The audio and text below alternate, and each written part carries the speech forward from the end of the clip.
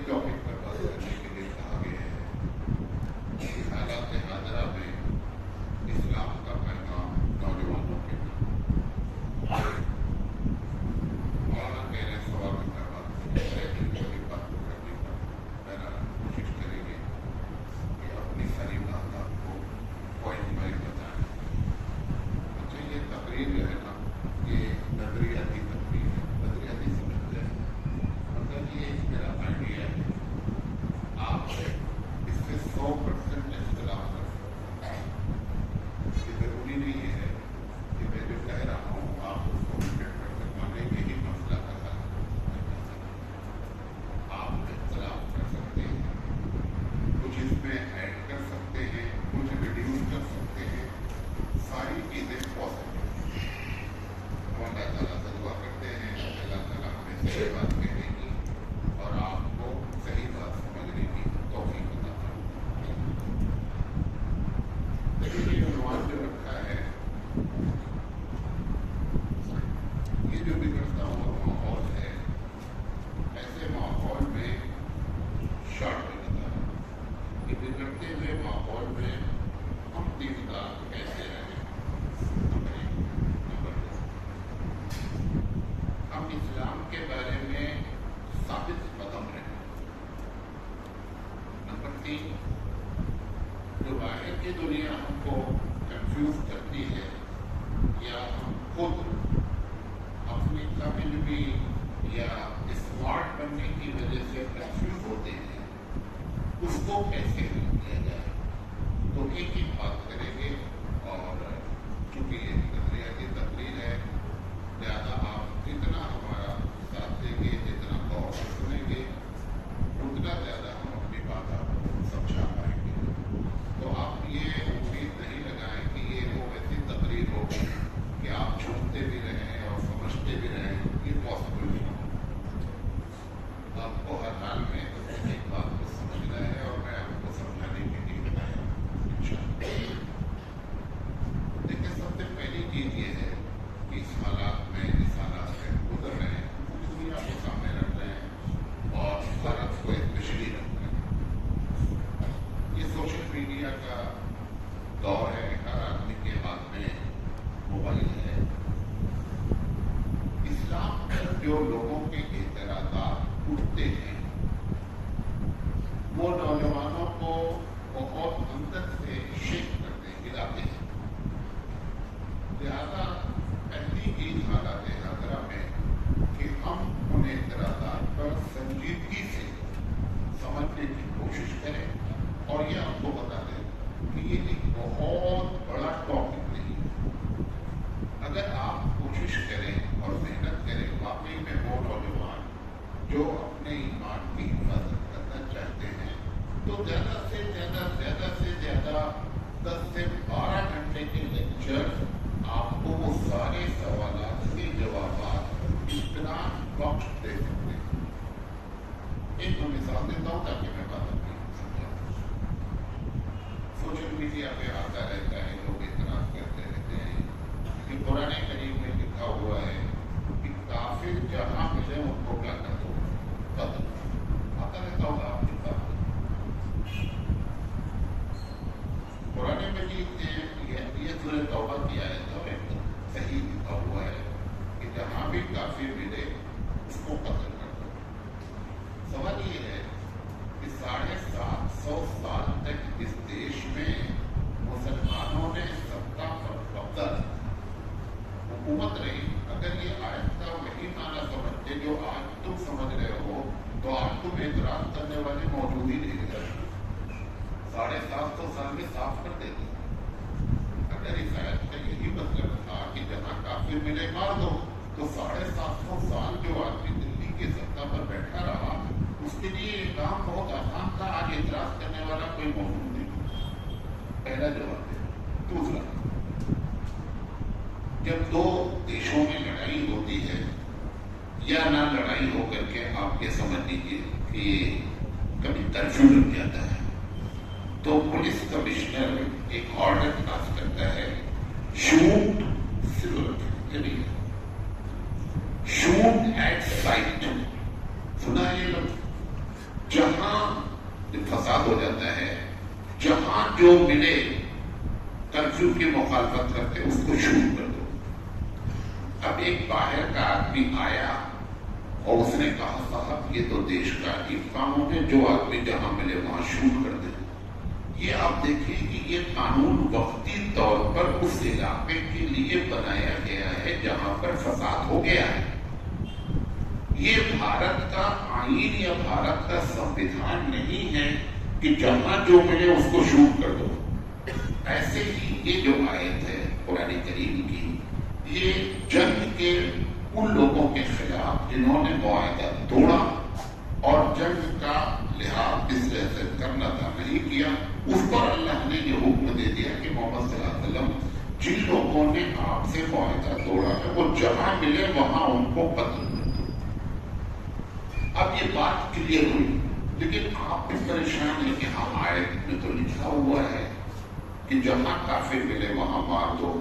تو سب سے پہلا حالات حاضرہ میں نوجوانوں کو پیغام یہ ہے کہ اسلام پر جو اعتراضات ہیں اور وہ تھوڑے سے ہیں، اگر آپ دلچسپی رکھیں گے، میں نے خود ان سارے اعتراضات پر پوری کتاب لکھی ہے، اسلام پر اعتراضات اور اس کے جوابات. اگر کسی کو چاہیے گا آپ بولیں گے میں آپ کو بھیج دوں گا، یا کوئی آنے والا ہوگا 10-20 کاپی آپ بولیں گے میں اس کو بھیج دوں گا. جتنے بھی اعتراض ہیں پوری دنیا کے وہ سارے کے سارے اس میں نوٹڈ ہیں. اگر آپ اس کو نہیں جانیں گے تو نماز روزہ تو کرتے رہیں گے لیکن اندر سے ہلتے بھی رہیں گے. تو کنکریٹ مسلمان بننے کے لیے یہ پہلا پیغام ہے. میں اپنی بات سمجھا پایا؟ آئیے دوسری چیز، یہ جو دور ہے جس دور سے ہم لوگ گزر رہے ہیں، میں 500 گروپ کے واٹس ایپ کا ممبر ہوں. کتنے؟ 500 میں پوری دنیا سے مختلف قسم کے ویڈیوز آڈیو سوالات آتے رہتے ہیں. اس میں جو تھوڑے موڑے بھی پڑھے لکھے ہیں وہ جب سوال کرتے ہیں تو کہتے ہیں کہ مولانا صاحب قرآن حدیث کی روشنی میں جواب دیجیے. اب وہ دور ختم ہو گیا کہ ایک عالم کہہ دیتا تھا یہ مسئلہ ایسا ہے، عوام کیا کرتی تھی؟ اس پر عمل کر لیتی تھی. آج ایسا ماحول نہیں ہے. نوجوان 16-17 سال کا بچہ ہوتا ہے کہ مولانا صاحب کی جو بات آپ نے بتائی ہے یہ کہاں لکھی ہوئی ہے، یہ کہاں سے ثابت ہے؟ لہذا علماء کی ذمہ داری نوجوانوں کی بڑھ جاتی ہے. اچھا پرابلم کیا ہے؟ ہم مدارس سے جو پڑھ رہے ہیں مدارس والے بتاتے ہیں یہ مسئلہ در مختار میں لکھا ہے. در مختار فقہ کی کتاب ہے، حدیث کی کتاب نہیں ہے. سامنے والا سوال کیا کرتا ہے کہ مولانا صاحب حدیث بتائیے، مولانا صاحب قرآن کی آیت بتائیے. لہذا حالات حاضرہ میں دوسرا بڑا پیغام یہ ہے کہ علماء حضرات خاص کر ممبر سے علماء حضرات خاص کر تقریر جب کریں تو قرآن حدیث کے حوالے سے بات کریں. اگر حوالے سے جیسے واٹس ایپ چلا رہے ہیں لوگ پاس کر رہے ہیں میسج، تو آپ جب تک حوالہ نہیں دیں گے تب تک بات نہیں سمجھ میں آئے گی اور نتیجہ یہ نکلے گا کہ آپ کے بارے میں نوجوان یہ سمجھے گا کہ مولانا صاحب بول تو رہے ہیں لیکن اس بات پر ان کے پاس کوئی دلیل موجود نہیں ہے. یہ چیز نہیں جانی چاہیے. قرآن کریم بھی اس بات کی طرف اشارہ کرتا ہے کہ والذین اذا ذکروا بآیات ربہم، جب اللہ تعالیٰ کی آیتیں ان کے سامنے ذکر کی جاتی ہیں لم یخروا علیہا صما وعمیانا، اللہ کے بندوں کی تعریف کی گئی ہے. عباد الرحمن سے شروع کیا گیا کہ یہ وہ ایسے لوگ نہیں ہیں کہ جن کے سامنے جو بات کہہ دی جائے وہ اندھے بہرے لمبے لونے کی طریقے سے قبول کر لیں. یہ اچھے لوگوں کی پہچان نہیں ہے. تو پتا چلا کہ نوجوان آپ سے جو مطالبہ کر رہا ہے وہ قرآن کے تحت کر رہا ہے. آپ کو ناراض ہونے کی ضرورت نہیں ہے. تم بے ادب ہو، تمہیں پتہ نہیں ہے، تم گستاخ ہو.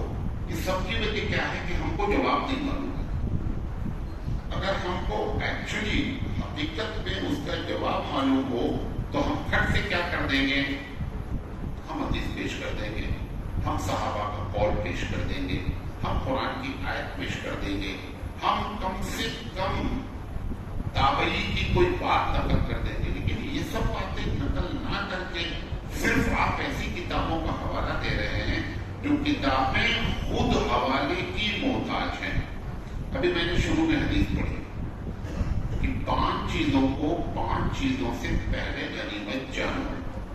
ہم نے آخر میں کیا کہا؟ رواہ حاکم. کیا کہا؟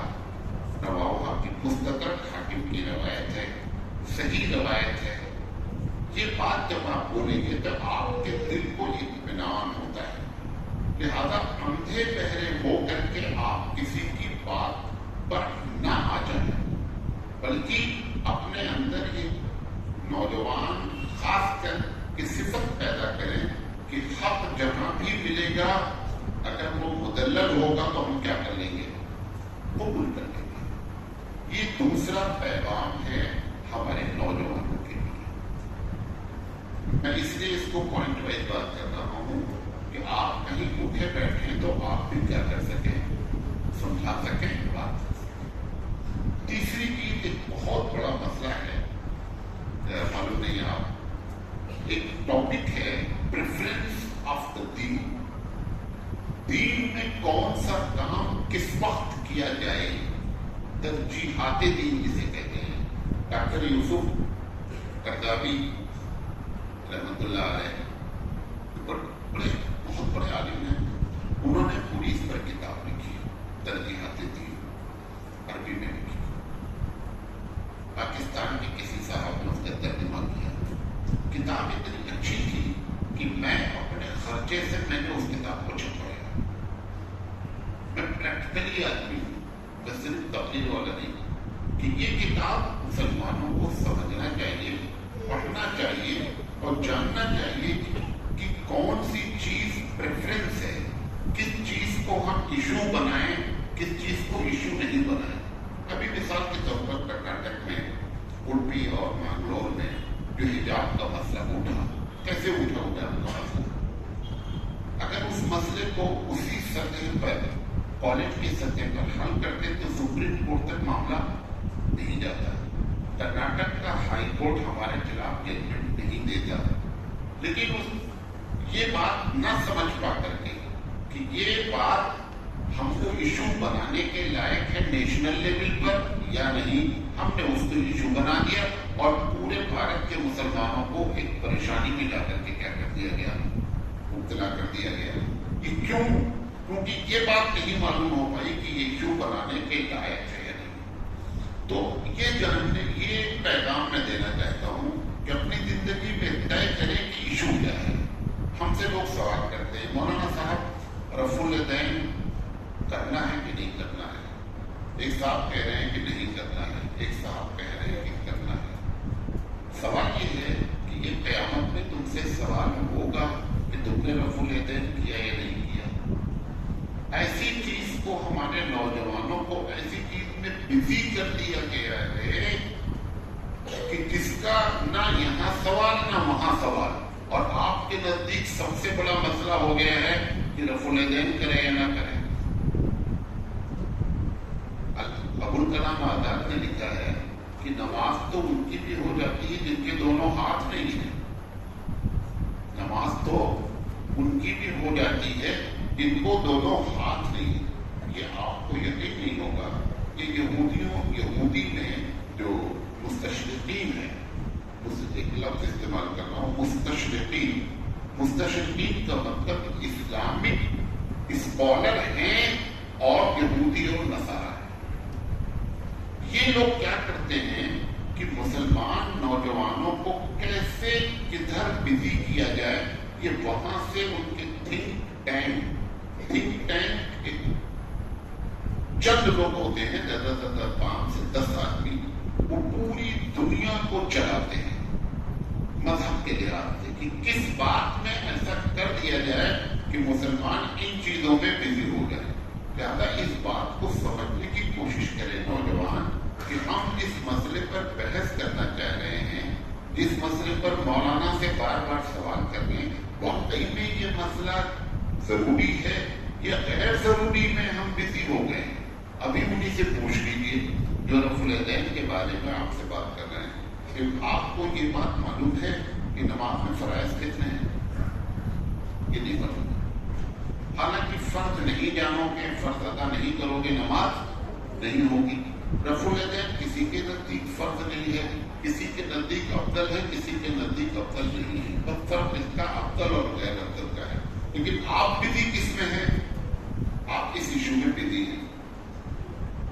ایک بچہ نماز پڑھنے آتا ہے، دیکھیے جیسے کبھی خاص کر سعودی میں ایسا بہت ہوتا ہے، 4 آدمی ایک روم میں رہتے ہیں، 2 آدمی نماز نہیں پڑھتے پابندی سے، 2 آدمی نماز پڑھتے ہیں. اب وہ دونوں ایک ہی مسجد میں نماز پڑھتے ہیں. یہ بچہ جو رفع الیدین کر رہا ہے یا جو نہیں کر رہا ہے، یہ ان کو بولتے ہیں کہ تم کو رفع الیدین کرنا چاہیے ورنہ گڑبڑ ہے. وہ بولتا ہے تم کو رفع الیدین نہیں کرنا چاہیے، گڑبڑ ہے. یہ دونوں کبھی ان دونوں کو نماز کی دعوت نہیں دیتے جو کمرے میں سو رہے ہیں. جو آ گیا ہے مسجد اس کو چھڑخانی کی جا رہی ہے. جو فرض نماز چھوڑ کر کے گھر میں لیٹا ہوا ہے اس کی چنتا حضرت کو ایک دم نہیں. آپ دیکھیے کس طریقے سے ہم بیوقوف بنائے جا رہے ہیں. ہمارا ریموٹ کس کے ہاتھ میں ہے یہ آپ کو معلوم ہونا چاہیے کہ ہم دوسروں کے ریموٹ پر چل رہے ہیں. ایک بڑی سازش ہے کہ آپ کو غیر ضروری ٹاپکس میں مبتلا کر دیا جائے. لوگ سب دیکھیں رمضان آتا ہے اور سے دنیا میں آپ اخبار اٹھا لیں، آپ نیوز دیکھ لیں، سوشل میڈیا کوئز چلتی ہے کہ حضرت موسیٰ علیہ السلام کی عمر کتنی تھی، اب اس پہ انعام رکھا جاتا ہے. آپ سمجھتے ہیں بہت اچھا کام ہو رہا ہے. اچھا کام نہیں ہو رہا ہے کہ دن بھر تم کو بزی رکھنا ہے تاکہ تم اصل میں رمضان کی عبادت کر ہی نہیں پاؤ تو اسی کوئز میں الجھے رہو. یہ کوئز آپ کو کلاسیں بتائی جائے ٹھیک ہے، لیکن رمضان میں شروع کرنے کا مطلب کیا ہے؟ رمضان کا مہینہ جنرل نالج کو گین کرنے کا مہینہ نہیں ہے. رمضان کا مہینہ عبادت کا مہینہ ہے. عبادت سے دور کرنے کے لیے اگر ہم ڈائریکٹ آپ سے بولیں کہ رمضان میں چلو ڈانس کا پروگرام کریں تو آپ کیا بولیں گے؟ ہمیں شرم آتی. رمضان کا مہینہ کرنا وہ بات نہیں بولے گا شیطان. شیطان آپ کو اس ایسے انداز میں اس چیز سے ہٹائے گا جو مقصود الہی ہے. آپ سمجھ رہے ہیں کہ آج کل بہت زیادہ لوگ جو ہے اسلامی نالج جہاں چاہیے وہاں چاہیے. یہ غلط ٹائم پہ اسلامی نالج ہو رہی ہے. لہٰذا ایسی باتوں کو میں بات کیا کہنا چاہتا ہوں کہ زندگی میں اس بات کو سمجھنا چاہیے کہ یہ جس کام میں الجھایا جا رہا ہے یہ ایم ہے ہمارا، یہ مقصد ہے، یا یہ محض ہم کو ٹائم ہمارا برباد کیا جا رہا ہے. لہٰذا اس یہ آپ کے تیسری بات کہنا چاہتا ہوں. چوتھی بات، اس وقت ایک بہت بڑا مسئلہ ہے کہ امت کو جوڑا جائے. ہر آدمی اس میں جتنے بیٹھے ہیں تھوڑا بھی اگر آپ کبھی دین کی بات کرتے ہیں، ہر آدمی کہتا ہے، اور سن لیجیے، ہر آدمی کہتا ہے کہ مسلمانوں میں اختلاف بہت ہے. اچھا جب سب لوگ کہہ رہے ہیں اختلاف ہوتا ہے تو اختلاف کر کون رہا ہے؟ بھائی سارے لوگ بول رہے ہیں کہ مسلمانوں میں اتحاد اور اتفاق نہیں ہے، اختلاف. جب آپ سب لوگ بول رہے ہو تو اختلاف کر کون رہا ہے؟ کون کر رہا ہے؟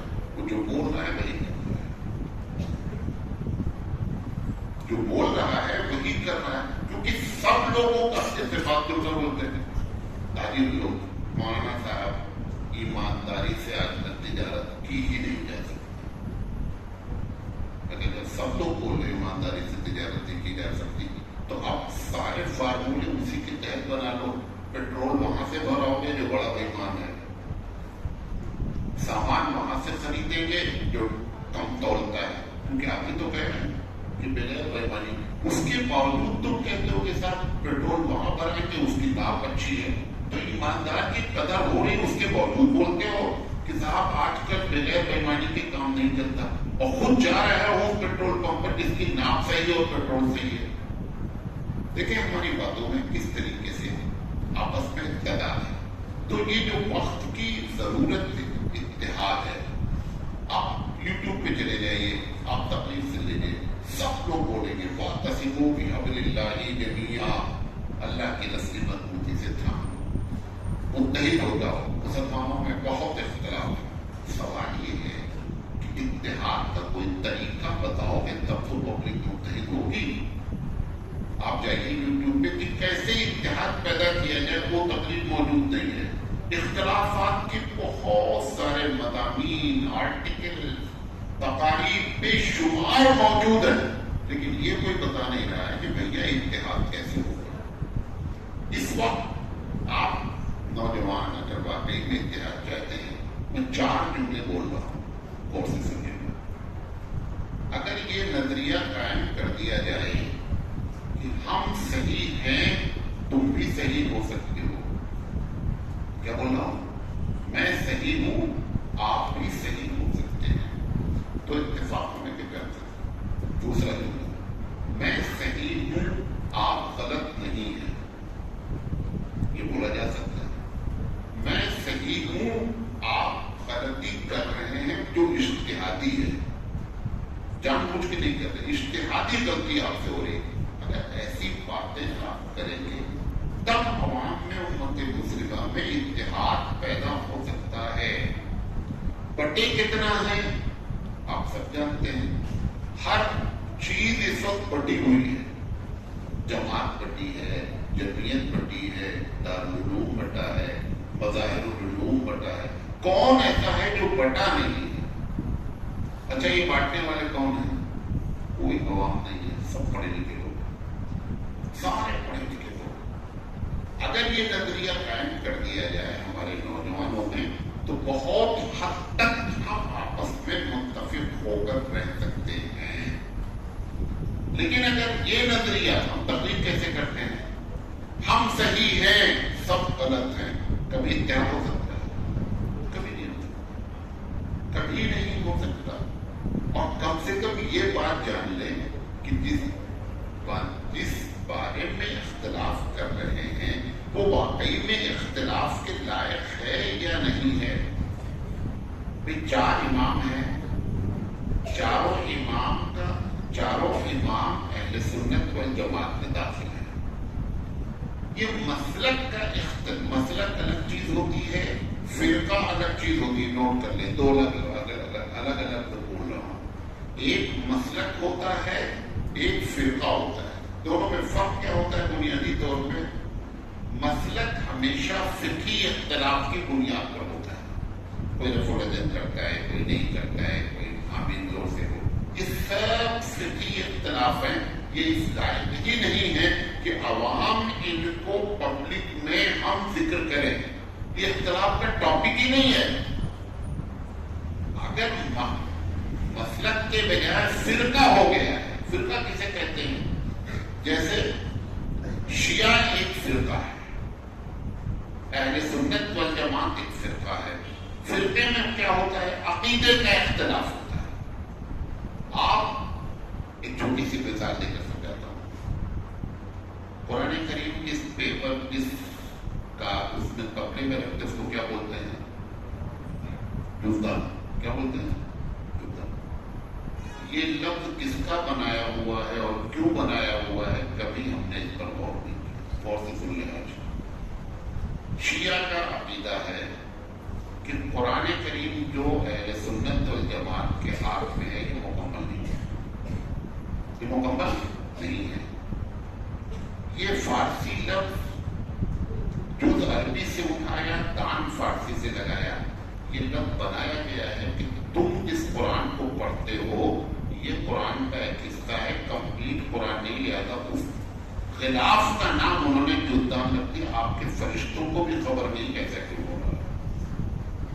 ہمارے بڑے والد صاحب آپ لوگ کو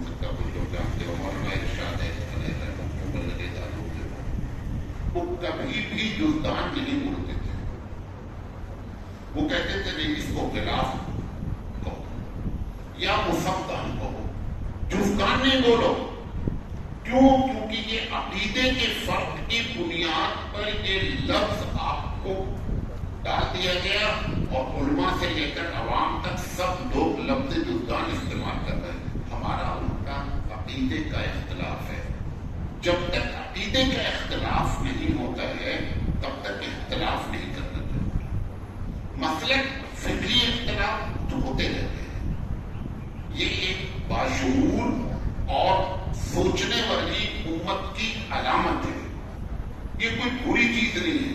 ہوتا ہے صحابہ کے زمانے میں بھی ایک مسئلے پر ایک صحابی کا عمل ہے, دوسرے مسئلے پر دوسرے صحابی کا عمل ہے. یہ فقہی اختلاف ہے. تو کم سے کم یہ جاننے کی کوشش کریں کہ وقت کی ضرورت کون سے اختلاف کی ہے, اختلاف کہاں کرنا ہے کہاں نہیں کرنا ہے. 3 جگہ اختلاف ہو سکتا ہے. جب تم بولو یہ چیز فرض ہے اور ہم بولیں فرض نہیں ہے, یہ اختلاف ہوا ہے. تم بولو حرام ہے وہ بولو حلال ہے, یہ اختلاف ہوا ہے. تم بولو یہ ان کا حق ہے میں بولوں حق نہیں ہے, تب اختلاف ہوا ہے. یہ بقیہ چلڈر ہیں. لہذا وقت کی ضرورت ہے کہ امت کو متحد کرنے کا طریقہ سیکھے, نوجوان سیکھے اور اس بات کا اٹھے جہاں بیٹھے وہاں پرچار بھی کرے. تقریر تو ایک وقت کے لیے ہوتی ہے, تھوڑی دیر کے لیے, اس کے بعد سوڈا بوٹل کی طریقے سے اس کا جوش ختم ہو جاتا ہے. اصل کیا ہوتی ہے جہاں آپ 2-4 لوگ کبھی ڈائننگ ہال میں بیٹھ کر کے, کبھی ڈھابے پہ بیٹھ کر, کبھی چائے کی دکان پر بیٹھ کر, یہ جو لگاتار گفتگو ہوتی رہتی ہے, وہاں سے یہ میسج پاس ہونا چاہیے کہ امت میں اتفاق کیسے ہو. اس کے لیے میں نے وہ 3 جملے آپ کو کہا. ہم صحیح ہیں آپ بھی صحیح ہو سکتے ہیں. ہم صحیح ہیں آپ غلط نہیں ہیں. ہم صحیح ہیں آپ کی غلطی اجتہادی ہے. اب علماء کے ذہن میں ایک سوال آتا ہے کہ مولانا صاحب اس کے مطلب باطل کو باطل نہ کہا جائے. شیطان جو ہے وہ بتاتا رہتا نا کہ مولانا صاحب تو صحیح بات کر رہے ہیں, لیکن اس کا مطلب کیا یہ ہو گیا کہ کسی بھی غلط کو غلط نہ کہا جائے؟ نہیں, غلط کو غلط کہا جائے. اس کا بھی آپ کو ایک فارمولا بتاتا ہوں. جب جمہور امت کسی کو غلط کہنے لگے تو آپ ان کے ساتھ شامل ہو جائیں. جیسے سب لوگ مل کر کہہ رہے ہیں کہ قادیانی مسلمان نہیں ہیں, اب آپ ان کے ساتھ دیتے ہیں. یہ جمہور کا فتویٰ ہے. 1973 میں جو اجماع ہوا, اجماع بہت کم ہوا ہے. نبی کریم صلی اللہ علیہ وسلم کے زمانے کے بعد سے لے کر کے 1973 تک زیادہ سے زیادہ 3 یا 4 مسئلے پہ اجماع. اس میں سے ایک اجماع 1973-74 میں ہوا ہے, جب پاکستان کے پرائم منسٹر ذوالفقار علی بھٹو تھے. انہوں نے پوری دنیا کے علماء کو بلا کر کے یہ بتایا کہ آپ لوگ فیصلہ کرو کہ قادیانی کو مسلمان کہنا ہے یا نہیں کہنا ہے. سب نے مل کر کے کہا اب آپ یہ باطل ہے نا, آپ سب لوگ. لیکن ایک آدمی کو چند لوگ کہہ رہے ہیں صحیح ہے, چند لوگ کہہ رہے ہیں غلط ہے, آپ اپنی آخرت نہیں خراب کریں. ایک بات اور کہتا ہوں, میں نے بھائی صاحب کو گالی نہیں دی. قیامت میں یہ سوال ہوگا کہ آپ نے ان کو گالی کیوں نہیں دی. سوال کس سے ہوگا؟ جو گالی دے گا.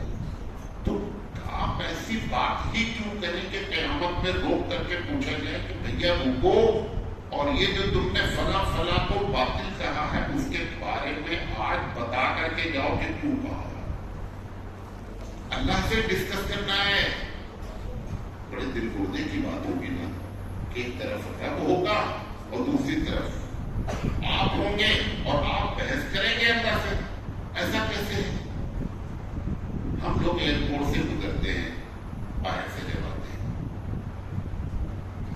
جو آدمی کسٹم کا سامان لیے رہتا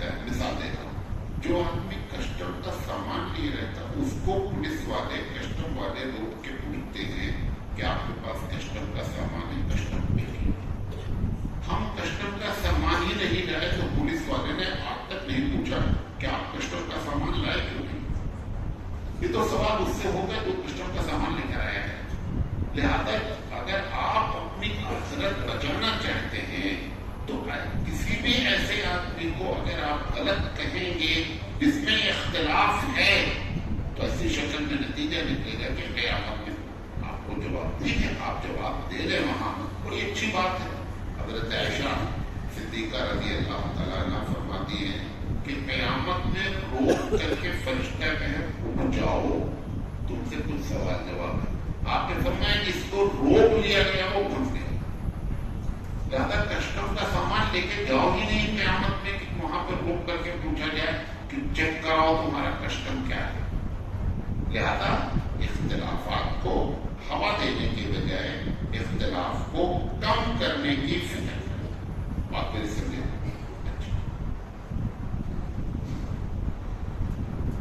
نوجوانوں کے لیے پیغام یہ بھی ہے کیونکہ دور جس دور سے گزر رہے ہیں، یہ جو یوٹیوب ہے، یہ جو نیٹ ہے، یہ جو فیس بک ہے، انسٹاگرام ہے، یہ ایک سمندر ہے جس میں کھارا پانی، میٹھا پانی، گندا پانی، اچھا پانی سب موجود ہے. آپ یہ دیکھیں کہ ہم کہاں سے کیا چیز کلیکٹ کر رہے ہیں. اگر یہ صلاحیت نہیں ہوگی تو خوب کنفیوز ہوں گے اور دوسروں کو بھی کنفیوز کریں گے. میں مثال دوں، ایک صاحب نے یوٹیوب پر ایک حدیث نکالی. حدیث ایک دم سے یہ کہہ سکتا ہے کہ حدیث یہ ہے کہ اگر کسی آدمی کی گیس ساری چوری اور آواز نہیں آئی اور بدبو نہیں آئی تو وضو نہیں ہوگا. اب انہوں نے دیکھ کر کے اپنی بوڑھی امی کو بتا دیا، اور وہ ہمارے رشتے دار ہیں، ان کا نام نہیں لے، وہ بھی تکلیف ہوتی ہے. انہوں نے اپنی امی کو بتا دیا. اب امی 3 سال سے لگاتار وہ ایسا کرتی رہی کہ نہ آواز آئی ہے نہ بدبو آئی ہے، لہٰذا وضو کرنے کی ضرورت ہی نہیں ہے. میں پہنچا تو انہوں نے کہا کہ یہ ہماری بیٹی نے یہ حدیث نکال کے بتائی اور 3 سال سے ہم ایسا کر رہے ہیں. ہم نے کو بلایا، ہم نے کہا کہ آپ نے حدیث ہم نے نکالا حدیث صحیح ہو، کل میں مسلم شریف کی روایت ہے. ہم نے کہا کہ کم سے کم یہ معلوم کر لیتے کہ اس حدیث کا مطلب کیا ہے. ہر آدمی سوشل میڈیا سے ایک بات پکڑ لیا اور سپر مارکیٹ کا بورڈ لگا دیا کہ ہمارے پاس سپر مارکیٹ ہے. ایک حدیث سے سپر مارکیٹ بھی لگتی بھائی. میل ملانا پڑتا ہے تب مال بنتا ہے. کچھ بھی نہیں، ایک حدیث مل گئی تو اس کا جواب کیا ہے، ورنہ آپ بھی کنفیوز ہو جائیں گے. ایک صحابی آتے ہیں، کہتے ہیں اللہ کے رسول مجھے ہر وقت ایسا محسوس ہوتا رہتا ہے کہ گیس پاس ہو رہی ہے، گیس پاس ہو رہی ہے. ہر وقت آپ صلی اللہ علیہ وسلم نے ان کے علاج کے طور پہ بتایا کہ تم اس وقت تک وضو نہ کرو جب تک آواز نہ آئے اور بدبو. تم نے اٹھا کر کے کامن بتا دیا. تو اگر فلٹر کرنے کی صلاحیت نہیں ہوگی تو نتیجہ یہ نکلے گا کہ یوٹیوب سے جو بھی معلومات آپ لیں گے برباد زیادہ ہوں گے، کام کی باتیں نہیں ہوگی. اچھا اب کیسے دماغ لگایا جائے بھیا یہ صحیح بول رہا ہے یا غلط بول رہا ہے. 2 چیزیں اگر ہیں تو تھوڑا سے صبر کر کے معاملے کو حل کریں. پہلا، وہ جو بات کہی جا رہی ہے وہ عقل کے خلاف ہے. نمبر 1، جو بات کہی جا رہی ہے وہ فطرت کے خلاف ہے. دونوں کی مثال دیتا ہوں، گھبرائیے گا نہیں. یہ جو مثال دے رہا ہوں آپ بچپن سے سنتے چلے آ رہے ہیں جو غلط ہے. میں نے 15 سال پہلے ایک جگہ تقریر میں یہ بات کہی تھی کہ یہ جو مشہور ہے کہ وہ بڑھیا نبی کریم صلی اللہ علیہ وسلم پر کوڑا ڈالتی تھی، یہ واقعہ غلط ہے، ٹوٹل چکی ہے. اب آپ سوچے وغیرہ یار اتنے بڑے بڑے مولانا سب لوگ بولتے ہیں، دیکھیں کیسے غلط ہے. اگر ہم کو یہ معلوم ہو جائے کہ اس راستے پر روزانہ ہم پر کچرا ڈالنے والا ایک آدمی موجود ہے اور میری اتنی طاقت نہیں کہ میں اس کو روک دوں، تو مجھے اسی راستے سے روزانہ آنے کی ضرورت کیوں ہے؟ آپ راستہ بدل لیجیے. اگر آپ یہ بول رہے ہیں کہ روزانہ اس راستے پر جو لوگ عمرہ کرنے جاتے ہیں بتاتے ہیں جب کوئی یہ بڑھیا کا گھر ہے جہاں سے ٹوٹل جھوٹ بول رہے ہیں، ٹوٹل جھوٹ بول رہے ہیں۔ اللہ کے رسول صلی اللہ علیہ وسلم کی کا جو کیریکٹر ہے، جو اخلاق ہے، کیوں آپ یہ پسند کریں گے کہ ہونا کر کو اس راستے سے جانا اور بڑھیا کچرا ڈالنا؟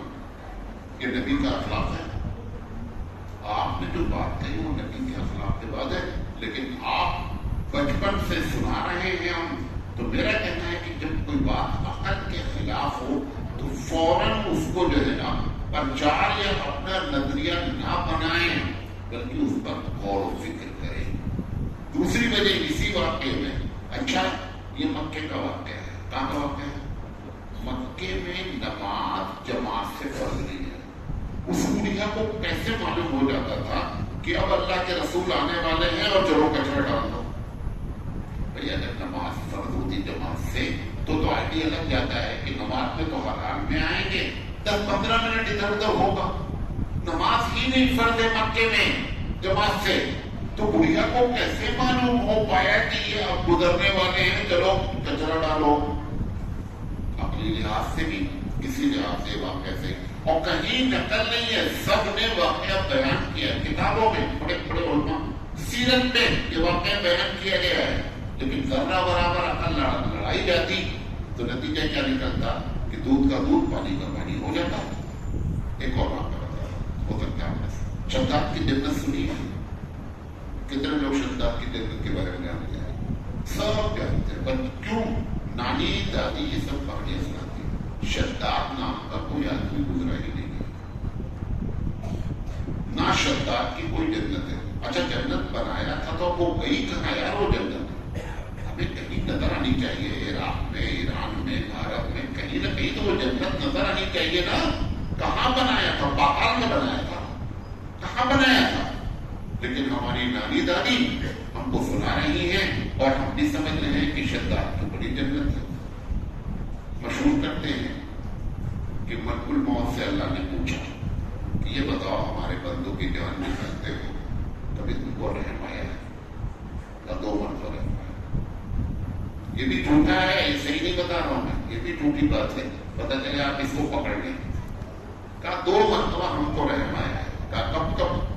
کہا 1 مرتبہ ایک عورت سمندر میں سفر کر رہی تھی کشتی سے، جیسے ہی بچے کی ولادت ہوئی آپ کا حکم تھا کہ ماں کی جان نکال دی جائے، میں اس وقت بچے پہ بڑا رحم کھایا۔ اور دوسرا اس وقت رحم آیا کہ جب شداد نے جنت بنائی اور جیسے ہی وہ داخل ہونے چاہا، پہلا قدم اندر رکھا، آپ کا حکم ہوا اس کی جان نکال لو۔ مجھے یہ دونوں پہ رہے، یہ دونوں واقعات جھوٹے ہیں۔ اور آگے کیا کہا گیا ہے کہ شداد وہی لڑکا تھا جو کشتی میں وہاں پیدا ہوا تھا، یہ دوسرا جھوٹ۔ ایسی باتیں جب آپ یوٹیوب سے خاص کر نقل کریں تو ایک مرتبہ اس پر ضرور دھیان رکھیں۔ فلٹر کرنے کی اگر صلاحیت ہے کہ سچ کیا ہے، غلط کیا ہے، تب تو بہت اچھی، اور اگر نہیں ہے، اگر سن بھی لیا ہے، دیکھ بھی لیا ہے، تو دوسرے کو پاس نہیں کریں خدا کی بات، پہلے تحقیق کریں۔ ایک واقعہ حضرت موسیٰ علیہ السلام کے بارے میں ہے کہ جب موسیٰ چھوٹے سے تھے، یہ ہماری تفسیر کی کتابوں میں بھی لکھا ہے، اسرائیلی روایت ہے، موسیٰ علیہ السلام چھوٹے اتنے تھے کہ ابھی پیر پر چلتے نہیں تھے، جس کو بکیاں کہتے ہیں، روڑی۔